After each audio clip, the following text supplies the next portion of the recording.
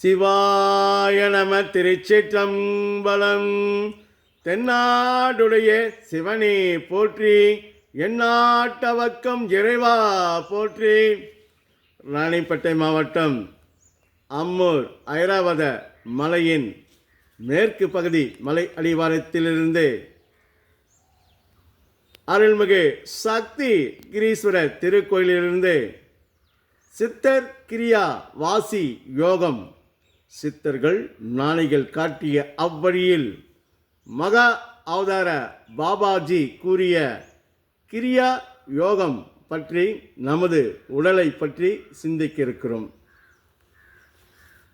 முதலில் நமது உடல் அமைப்பை பற்றியும் உடல் செயல்பாடுகளை பற்றியும் நாம் தெரிந்து கொள்ள வேண்டும்.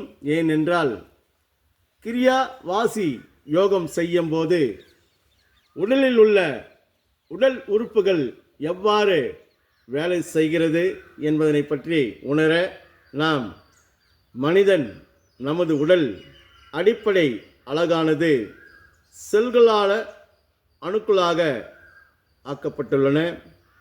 அந்த செல்லானது நீராகவும் புரதமாகவும் தாது உப்புகளாகவும் நமது உடலில் அடங்கியுள்ளன.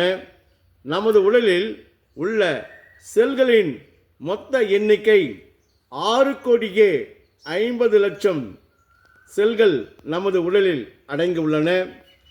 இந்த செல்லானது வெறும் கண்ணால் நாம் பார்க்க இயலாது. ஒரு சிறிய கருவி கொண்டு நுண்ணோக்கில் மூலமாகத்தான் நாம் காண முடியும். இந்த செல்லானது நமது உடலிலிருந்து ஒரு தலைமுறையிலிருந்து அடுத்த தலைமுறைக்கு மரபு சார்ந்த பண்புகளை எடுத்து செல்கிறது.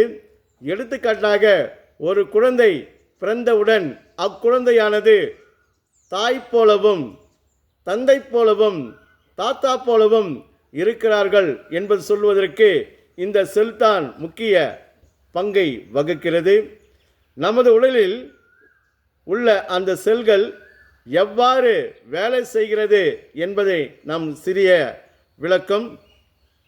நாம் உண்ணும் உணவுப் பொருட்களை ஜீரணமாக்கிறது,